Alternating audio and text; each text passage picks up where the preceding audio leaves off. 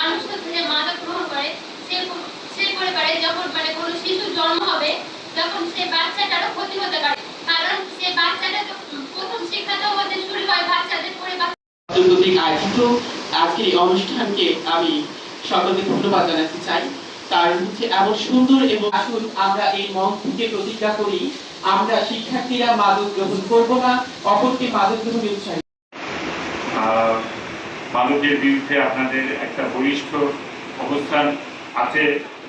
তবে আমি মনে করি এই ধরনের প্রোগ্রাম অথবা যে মাদক আপনাদের যে কমিটি আছে সেই কমিটির নিয়মিত প্রতিরাশ, অর্থাৎ মাদক যারা সেবন করে যা বিক্রি করে তাদের বিরুদ্ধে আইন প্রয়োগ করা একটা কাজ।